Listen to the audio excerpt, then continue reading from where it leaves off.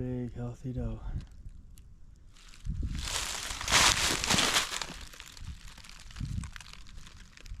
In the back of her gills here says she was either just in heat or still in heat. This is her pretty wet on their hind legs here. So she was peeing down them to leave her sit in a scrape.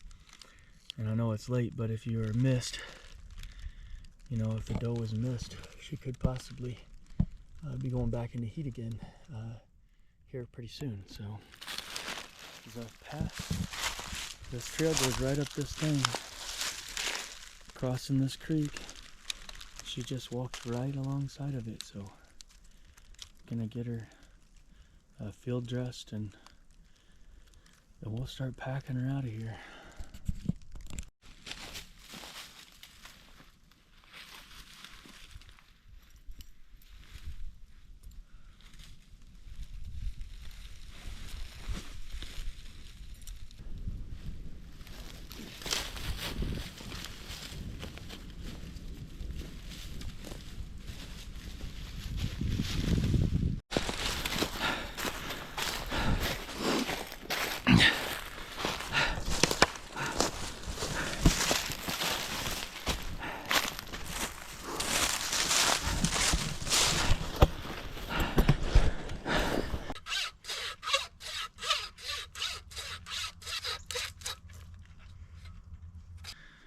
So doing some of my own trapping here today at the farm. I'm gonna try out some new traps I got from Amazon, and we do some mice trapping. Okay, pelts aren't really worth very much right now, nor have they ever been. It would take quite a few mice to probably make a coat out of. I wonder exactly how many mice it would take to make a nice winter coat. But anyway, we're obviously trapping mice. Just to get them out of the barn, out of the shed, and they are valuable as chicken feed. Chickens absolutely love them; they'll gobble them up. So here's the new mouse trap I got from Amazon. So I put some chicken scratch grains down at the bottom of the bucket there, and I put a little bit of peanut butter with some more chicken scratch grains there at the end of the ramp. And also up over here, just because I thought, you know, a couple of them get to that point and they slide off, they might take the bait with them. So I thought it'd be better put some up out here on the top. That way I don't have to keep putting more bait on. What's cool about this is that it's resettable. So mouse drops in there, it resets. So boom, mouse drops in there, resets. It's ready to rock and roll. And as long as you don't lose your bait, you freshen it up every once in a while, and you just continuously get mice dropping in there. Now, you can put water in the bucket, so when they drop in there, they'll eventually drown. But I'm trying to train my chickens to go after mice like predatory style, like a raptor. And so I thought that if they're running, they're gonna do a much better job. So my plan is to kind of just drop them in the middle of the chicken pen. Chickens go wild, they start going after them, and then they hopefully will hunt them down themselves after a while. So doing a little chicken training, basically like Jurassic Park, basically like Chris Pratt in Jurassic Park, except my velociraptors are much more ferocious. Gonna set up another one over here. Grab my peanut butter. So I gotta find a bucket for this one. Got more hay and stuff that we have stacked up here, and they're just making a home in here. So I'm gonna throw another one in here, and I think I'm gonna throw some like hay all around it, just kind of like make it natural. You know, mice aren't exactly smart, they go right into traps, but hey, I want a bunch of mice. I want to try to trap these suckers out of here.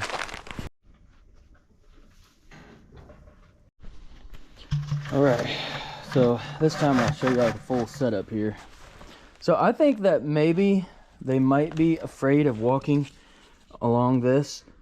I don't know that they're like afraid of it, but like it might be iffy, you know. It might just make them want to stop and think. So I'm going to put it up right next to the hay bale in hopes that essentially they just gotta find the one little place on there, and I was gonna take this, throw some seed on it, some peanut butter, just to really entice them. So myself a little dab of peanut butter here, and gonna put some at the top here. Sprinkle some seed on there. Let the rest kind of drop into the bucket.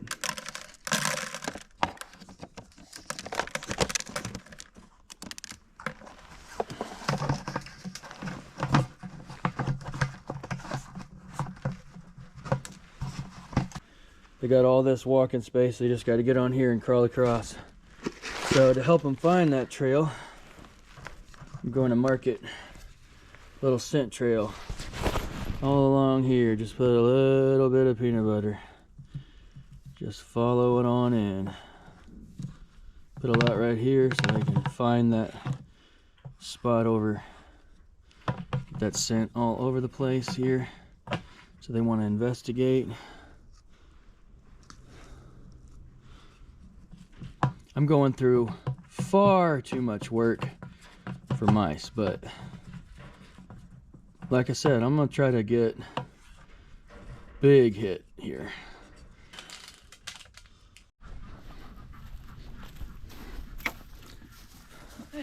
Oh, I came over to help you. Are you done? Yeah, I'm done. Perfect timing. Sorry, this one's light. I like how you stacked them. Good. I had it before, but it fell. I'm not the best at it. Yeah, stacking's definitely something to learn. You like my ponytail? Why is it different hair color? What the heck? It's Pop-Tart's tail. Oh, we're ready. We had to trim it, it was dragging the ground.